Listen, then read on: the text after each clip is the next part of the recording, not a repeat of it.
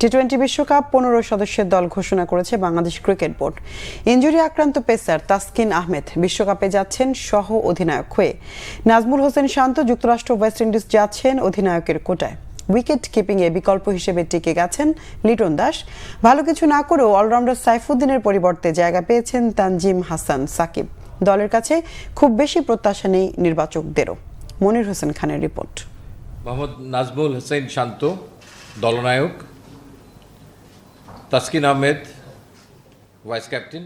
অনেকটা সময় নিয়ে বিশ্বকাপ স্কোয়াড ঘোষণা করেছে বাংলাদেশ। তাসকিনের ইনজুরির কারণে দল ঘোষণায় সময় নিয়েছে বোর্ড। শেষ পর্যন্ত বিশ্বকাপ স্কোয়াডে আছেন এই পেসার। শুধু জায়গায় পাননি, দলের সহ অধিনায়কও তিনি। যদিও বিশ্বকাপের আগে প্রস্তুতি ম্যাচ দুটিতে খেলতে পারবেন না তাসকিন। জিম্বাবুয়ের বিপক্ষে টানা 4 ম্যাচ খেলানোর আফসোসে ভুগছেন গাজী আশরাফ লিপু। এখন আমাদের নিজেদের কাছেও অনেক রিগ্রেট হয় যে আমরা যদি এই ব্যাপারে আরও অ্যাগ্রেসিভ হতাম, তাকে বাদ দিতাম। এখন ইউ নেভার নো কবে কে ইনজোর্ড হবে, আগে থেকে প্রেডিক্ট করা যায় না। আবার এর ভবিষ্যতেও কেউ বলতে পারে না কোন খেলাতে কোন দলের কোন খেলোয়াড় ইনজোর্ড হয়ে যাবে। But it's bit very unfortunate, that's true. Squad ঘোষণায় খুব বেশি চমক আনেনি নির্বাচক প্যানেল। জিম্বাবুয়ের বিপক্ষে 5 ম্যাচে 16 গড়ে 81 রান করেও অধিনায়ক কোটায় থাকছেন নাজমুল হোসেন শান্ত। ছন্দে নেই লিটন দাস, তবে অভিজ্ঞতা আর উইকেট কিপিংয়ের সামর্থ্যের কারণে টিকে গেছেন তিনি।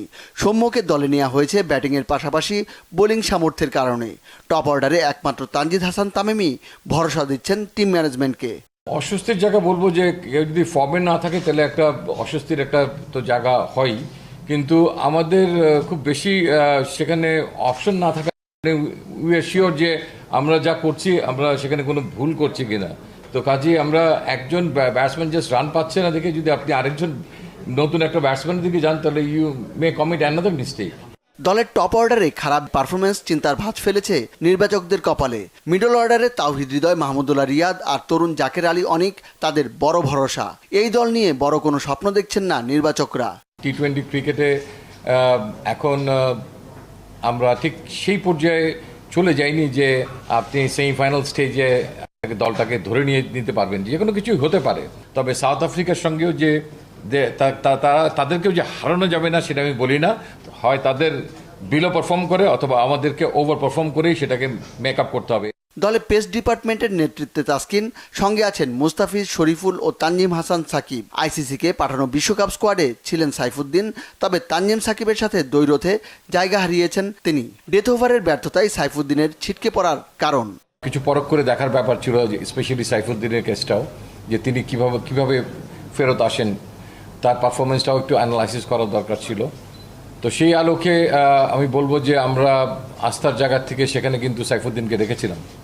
সো আমাদের মনে হয়েছে তাকে অবজার্ভ করে যে আমাদের প্রত্যাশার যে জায়গাটা, দলের আস্থার যে জায়গাটা, ঠিক সে আকাঙ্ক্ষিত জায়গায় কিছুটা এগিয়ে ছিল তানজিম সাকিব। এবারের টাইগার স্কোয়াড স্পিন বৈচিত্র্যে ভরপুর। ঘূর্ণির নেতৃত্বে অলরাউন্ডার সাকিব, বাহাতি স্পিনে তানভীর, লেগ স্পিনার রিশাদের সঙ্গে আছেন off spinner Sheikh Mahedi Hasan. Thank you very much. Monir Hossain Khan, Bangla Vision, Dhaka.